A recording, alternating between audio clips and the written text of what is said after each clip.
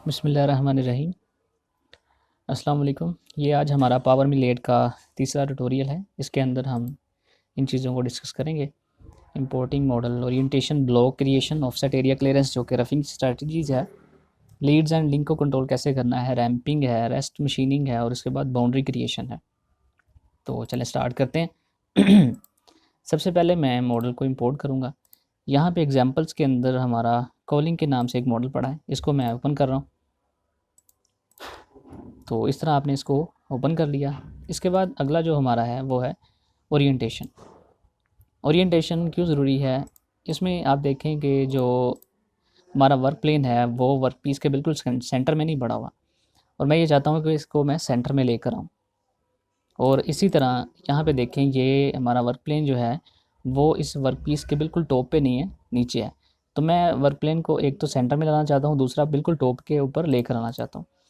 तो इसके लिए मैं सबसे पहले इसको चेक करता हूँ प्रॉपर्टीज़ के अंदर जाके, ये डिस्प्लेस कितना है। वाई में ये ठीक है, एक्स में फ़र्क है और जेड में फ़र्क है। तो हम इस फ़र्क को निकालते हैं। राइट क्लिक करें, एडिट में जाएं, यहाँ पे ट्रांसफॉर्म के ऊपर क्लिक करें और इसके बाद आप यहाँ से कैलकुलेटर ओपन करेंगे। कैलकुलेटर ओपन करने के बाद आप इस वाली वैल्यू को कॉपी करेंगे और इधर पेस्ट कर देंगे। इसी तरह इस वाली वैल्यू को कॉपी करेंगे और इसको यहाँ पे पेस्ट कर देंगे। ये जो आपके पास रिज़ल्ट आया है इसको कॉपी करें और यहाँ पे पेस्ट करने के बाद इसको 2 पे तकसीम करें। ये हमारे पास वो वैल्यू आ गई है जो कि हम यहाँ पर फीड करेंगे। अब चूँकि हमने नेगेटिव डायरेक्शन में जाना है तो आप इसके साथ हम नेगेटिव लगा देंगे और एक्स के ऊपर क्लिक कर देंगे। तो ये एक्स के लिहाज से हमारा सेंटर हो गया। अब इसके बाद हम जेड को करेंगे, तो जेड को यहाँ पे कॉपी करें और यहाँ पे इसको पेस्ट कर दें, और चूँकि हमने नेगेटिव में जाना है तो इसके साथ नेगेटिव लगा दिया जाएगा। जेड के ऊपर क्लिक करें, एक्सेप्ट करें, फॉर्म को बंद करें, इसको भी बंद करें। अब आप उसके बाद इसकी प्रॉपर्टीज़ के अंदर दोबारा से जाएं। यहाँ पे आप देख सकते हैं कि हमारा जेड जो बिल्कुल टॉप पे आ गया है, वाई भी हमारा सेंटर में है और एक्स भी हमारा सेंटर में है। तो हमारा ओरिएंटेशन का स्टेप जो है वो भी कंप्लीट हो गया। इसके बाद अगला है ब्लॉक क्रिएशन। सिंपली आप ब्लॉक के ऊपर क्लिक करें, कैलकुलेट करें और इसको एक्सेप्ट कर लें। तो ये हमने ब्लॉक भी क्रिएट कर लिया। इसके बाद आगे है हमारा offset area clearance. Offset area clearance roughing के लिए एक स्ट्रेटजी है जो कि इस्तेमाल की जाती है। तो उसको क्रिएट करने के लिए आप यहाँ पर टूल पास स्ट्रेटजीज़ के ऊपर क्लिक करें। यहाँ पे 3D एरिया क्लियरेंस जो मेन टैब है, इसके अंदर हमारे पास जो सबसे पहली ऑप्शन है वो ऑफसेट एरिया क्लियर मॉडल की है। इसको सेलेक्ट करके ओके करें। अब आप देख सकते हैं ये हमारे पास एक फॉर्म ओपन हो गया। यहाँ पे वो सबसे पहले टूल हमें जो है वो की ऑप्शन मिल रही है। इसमें वो पूछ रहा है कि आप किस टूल के साथ आप रफिंग करवाना चाहते हैं। मैं कहता हूँ जी एनमिल 20 के साथ मैं इसकी रफिंग कराऊँगा। तो मैं यहाँ पे डायमीटर इसका 20 दूंगा और यहाँ पे मैं इसका नाम रख रहा हूँ एनमिल 20। और यहाँ पे वो टूल नंबर पूछ रहा है जो कि 1 है। नंबर ऑफ़ फ्लूट्स नॉर्मली 4 होते हैं। तो ये हमारा टूल क्रिएट हो चुका है। इसको आप क्लोज़ करेंगे। इसके बाद टॉलरेंस है। टॉलरेंस साइज़ में कमी बेशी को कहा जाता है कि कितनी कमी बेशी जो है वो इसमें हो सकती है। 0.1 मैं कहता हूँ कि इसकी आपको गुंजाइश है। फिर उसके बाद थिकनेस है। ये थिकनेस जो है ये हमारे पास ये एक्सियल थिकनेस और ये रेडियल थिकनेस है। एक्सियल थिकनेस को जो हम कह सकते हैं कि ये जो हमारा यहाँ पे आपको फ्लैट एरिया नज़र आ रहा है, ये इसके ऊपर जो थिकनेस बचनी चाहिए वो कितनी होनी चाहिए, इसको एक्सियल थिकनेस कहा जाता है। और ये जो आपको एक स्लोप सी बनी नज़र आ रही है, जिसको आप दीवार भी कह सकते हैं, दीवारों के ऊपर जो थिकनेस छोड़ी जाती है उसको हम यहाँ पे रेडियल थिकनेस कहते हैं। मैं कहता हूँ दीवार के ऊपर जो थिकनेस छोड़नी है वो 0.35 छोड़नी है, और जो फ़र्श जो हमारा फ्लैट एरिया है उसके ऊपर जो थिकनेस छोड़नी है वो 0.15 छोड़नी है, जो कि हम फिनिशिंग के अंदर क्लियर करेंगे। इसके बाद हमारा स्टेप ओवर है। स्टेप ओवर नॉर्मली हम जो रखते हैं वो किसी भी कटर का 60% रखते हैं। तो 20 का जो होगा वो 12 होगा। इसके बाद स्टेप डाउन है। स्टेप डाउन मटेरियल की जो प्रॉपर्टीज़ है, मटेरियल की कंडीशन देख के डिसाइड किया जाता है। तो मैं इसमें स्टेप डाउन 0.35 रखता हूँ। अब स्टेप ओवर और स्टेप डाउन होता क्या है। स्टेप ओवर ये होता है कि कटर मिसाल के तौर पर कटर हमारा यहाँ से चलना स्टार्ट होता है। यहाँ से चलता हुआ वो बिल्कुल सीधा जाता है। सीधा चलने के बाद वो इस तरफ कितना शिफ्ट हो, इसको कहते हैं स्टेप ओवर। शिफ्ट होकर फिर वो वापस इस तरफ आएगा। तो एक स्टेप मुकम्मल करने के बाद या एक हमारा जो मूव है उसको मुकम्मल करने के बाद कटर आगे की तरफ कितना शिफ्ट होता है, या पीछे की तरफ कितना शिफ्ट होता है, या लेफ़्ट की तरफ कितना शिफ्ट होता है, या राइट की तरफ कितना शिफ्ट होता है, इसको कहते हैं स्टेप ओवर। तो स्टेप ओवर मैंने 12 रखा। स्टेप डाउन ये है कि कटर पूरा एक ऊपर से कट मुकम्मल करने के बाद फिर से कटर मटेरियल के अंदर कितना पेनिट्रेट करे, तो उसको हम स्टेप डाउन कहते हैं। तो जो कि मैंने यहाँ पे इतना रखा हुआ है। इसके बाद हमारा जो कट डायरेक्शन है नॉर्मली रफिंग के लिए कन्वेंशनल इस्तेमाल की जाती है। अब क्लाइंब और कन्वेंशनल इस दोनों में फ़र्क क्या है, ये एक बहुत लंबी बहस है, इसको मैं यहाँ पे मुकम्मल तौर पे एक्सप्लेन नहीं कर सकता। बहरहाल आप इतना याद रखें कि रफिंग के लिए कन्वेंशनल इस्तेमाल की जाती है। अब चूँकि हम रफिंग करवा रहे हैं तो मैंने इसको कन्वेंशनल ही रखा।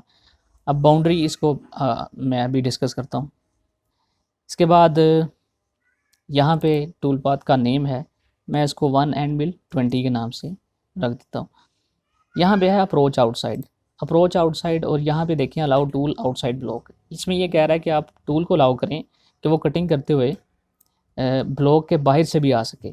तो ऐसा करने से हमारा टाइम काफ़ी वेस्ट होता है और नंबर ऑफ़ लिफ्ट्स भी बढ़ जाते हैं, तो इसको अनचेक ही रहने दें। इसको भी आप अप्रोच आउटसाइड को अनचेक कर दें, इससे नंबर ऑफ़ लिफ्ट बढ़ते हैं और टाइम ज़्यादा वेस्ट होता है।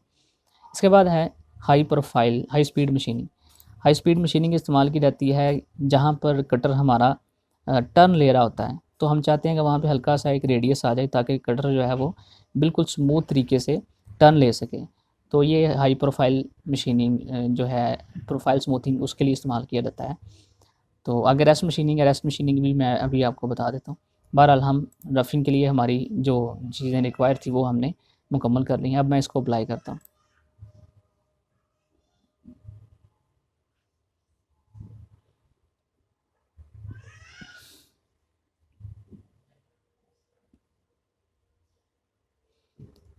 तो अब आप देख सकते हैं कि ये हमारा जो है रफिंग का एक जो हमारी स्ट्रेटजी है वो मुकम्मल हो चुकी है, वो बन चुका है। तो ये इस तरह आप रफिंग का कोड बना सकते हैं। इसके बाद हमारे पास है लीड्स एंड लिंक्स। अब मैं आपको इसमें एक चीज़ दिखाता हूँ। इसकी स्टैटिस्टिक्स में जाएं तो आप देख रहे हैं इसके नंबर ऑफ़ लिफ्ट्स 175 हैं, जो कि बहुत ज़्यादा है। तो अगर हम इसको और इसके साथ साथ इसका जो टाइम आ रहा है 175 और टाइम इसका 4 घंटे और 9 मिनट है। मैं इसकी कॉपी लेता हूँ और इसको मैं अप्लाई कर देता हूँ, कैंसिल। अब आपको मैं फ़र्क दिखाऊंगा लीड एंड लिंक्स को कंट्रोल करने के बाद इसमें क्या फ़र्क आता है। तो आपको यहाँ पे जाना होगा लीड्स एंड लिंक्स के अंदर। यहाँ पे आप लिंक्स जो शॉर्ट लिंक्स हैं उनको आप ऑन सरफेस कर दें, लॉन्ग को आप स्किम कर दें और डिफ़ॉल्ट को आप सेफ रहने दें। तो आप अप्लाई लिंक्स करें, एक्सेप्ट करें। तो अब आप देख रहे हैं कि इसमें काफ़ी हद तक लाइंस जो हैं वो कंट्रोल हो चुकी हैं। अब हम इसकी स्टैटिस्टिक्स को चेक करते हैं। अब देखें इसके नंबर ऑफ़ लिफ्ट्स जो हैं वो 174 रह गए, कम हो गए, और इसी तरह इसके टाइम के अंदर भी कमी आ गई, तकरीबन आधा घंटा तकरीबन इसमें वो कम हो गया। तो इस तरह हम मैक्सिमम टाइम सेव कर सकते हैं लीड्स एंड लिंक्स को कंट्रोल करते हुए। तो हमारा जो लीड्स एंड लिंक्स था वो भी कंप्लीट हो गया। अब इसके बाद अगला जो है वो रैंपिंग है। जब कटर जो है वो कटिंग के लिए प्लंज करता है, मटेरियल के अंदर धंसता है, तो वो डायरेक्टली उसके अंदर पेनिट्रेट करता है, तो जिससे कटर के टूटने का खतरा होता है। तो हम ये चाहते हैं कि कटर जो है वो बिल्कुल प्लंजिंग के दौरान या सर्कुलर आर्क बना कर जाए या लाइन बना के जाए या टूल पाथ के ऊपर हल्का हल्का मूव करके मटेरियल के अंदर पेनिट्रेट करें। तो उसके लिए आप लीड एंड लिंक्स के ऊपर क्लिक करेंगे। यहाँ पे आपके पास आएगा लीड इन के ऑप्शन में रैम्प सेलेक्ट करेंगे। रैम्प सेलेक्ट करने के बाद आप रैम्प ऑप्शन के ऊपर आएंगे। यहाँ पे आप मैक्सिमम जिग एंगल 1 रखेंगे और टूल पाथ में आप लाइन बनाएंगे और यहाँ पे हाइट की जगह 0.5 यानी कि 0.5 हाइट के ऊपर आकर वो एक लाइन बनाते हुए मटेरियल के अंदर पेनिट्रेट करेगा। तो इसको आप एक्सेप्ट करें, अप्लाई लीड इन करें, एक्सेप्ट करें। तो अब आप देख रहे हैं कि यहाँ पर एक लंबी सी लाइनें बन चुकी हैं जो कि हमारे पास रैंपिंग की लाइनें हैं। इससे जो कटर है हमारा वो जो उसके टूटने का खतरा है वो बिल्कुल ख़त्म हो जाता है।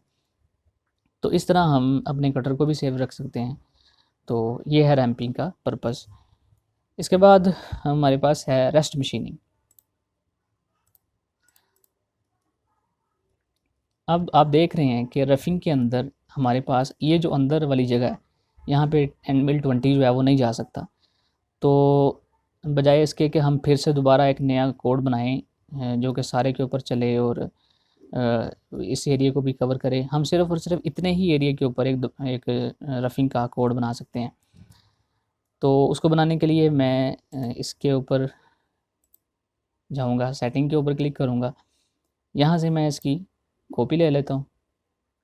कॉपी लेने के बाद यहाँ पे मैं इस जगह पे कटर चलाने के लिए मैं देखता हूँ इसका डायमीटर अंदर से कितना है। तो मैं इसका डायमीटर अंदर से चेक करता हूँ जो कि 19 मिलीमीटर है। तो ऑलमोस्ट 12 मिलीमीटर का कटर इसके अंदर, या 12 से ज़्यादा का भी चल सकता है। बहरहाल मैं 12 का कटर इसके अंदर चला देता हूँ। एंड मिल 12,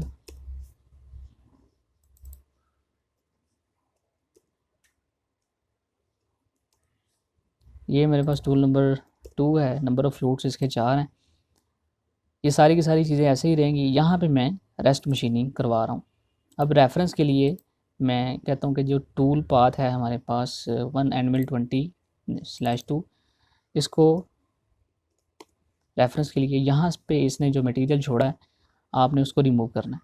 बाकी सारी की सारी चीज़ें वैसे ही रहेंगी, आप इसको अप्लाई करें।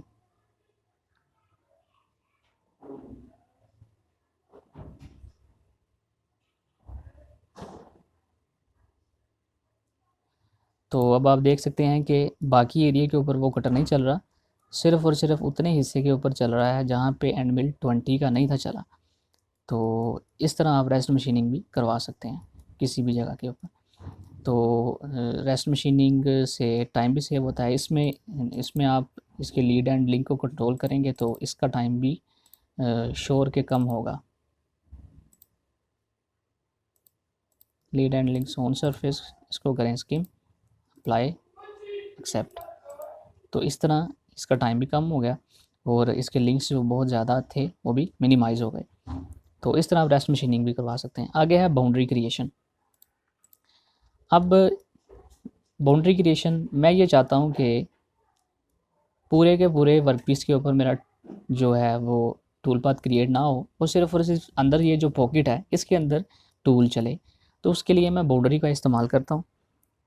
तो बाउंड्री बनाने के लिए मैं इसको डबल क्लिक करके डीएक्टिवेट कर देता हूँ। यहाँ पे मैं इसको अनहाइड करता हूँ। मैं चाहता हूँ कि सिर्फ इतने हिस्से में हमारा टूल चले। तो ऐसा करने के लिए मैं ये वाली सरफेस सेलेक्ट करता हूँ। सरफेस सेलेक्ट करने के बाद मैं यहाँ पर बाउंड्री, क्रिएट बाउंड्री और यहाँ पे यूज़र डिफाइन, और यहाँ पे मैं मॉडल के ऊपर क्लिक कर देता हूँ कि तुमने मॉडल से बाउंड्री बनानी है। यहाँ पे इस वाली बाउंड्री को मैं डिलीट कर देता हूँ। सेलेक्ट करके डिलीट दबा दिया और अब आप देखें यहाँ पे एक बाउंड्री बन चुकी हुई है। तो इसमें दो ऑप्शन आएंगी, या तो ये होगा कि इस बाउंड्री से बाहर कटर चले, या ये होगा कि इस बाउंड्री से अंदर कटर चले। तो मैं इस वाले कटर को एक्टिवेट करता हूँ, इसकी सेटिंग में जाता हूँ और इसकी कॉपी ले लेता हूँ। और यहाँ पे मैं मिल 12 मैं चाहता हूँ कि बाउंड्री के अंदर चले।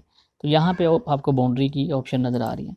तो आप बाउंड्री 1 सेलेक्ट करें। यहाँ पे हमारे पास है कीप इनसाइड या कीप आउटसाइड। तो मैं कीप इनसाइड रखूँगा। तो इससे ये होगा कि कटर जो है वो हमारा इस बाउंड्री के अंदर चलेगा। अप्लाई करके देख लेते हैं। तो आप देख रहे हैं कि यहाँ पे उसने बाउंड्री के अंदर ही कटर को चलाया, सारे का सारा टूल पाथ बाउंड्री के अंदर ही बना। अब मैं चाहता हूँ कि बाउंड्री के बाहर बने, तो कीप आउटसाइड कर दें।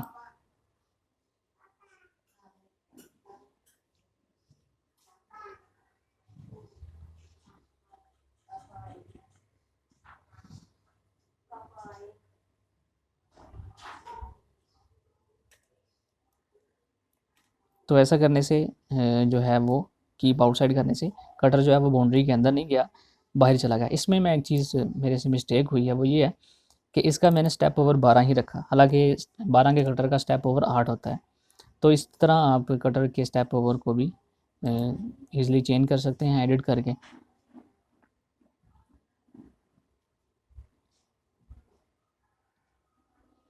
तो इसमें आपने ये सारी की सारी चीज़ें आज आपने सीख ली।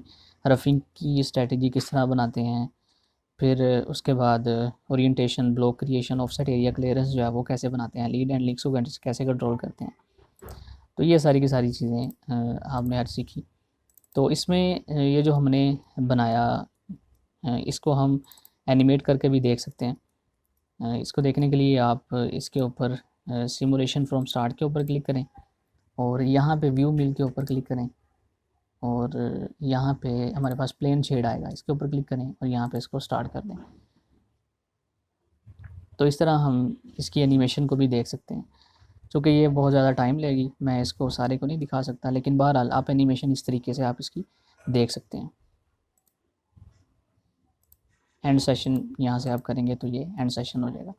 तो आज के ट्यूटोरियल के लिए इतना ही, बाकी इंशाल्लाह ताला हम अगले ट्यूटोरियल के अंदर सीखेंगे।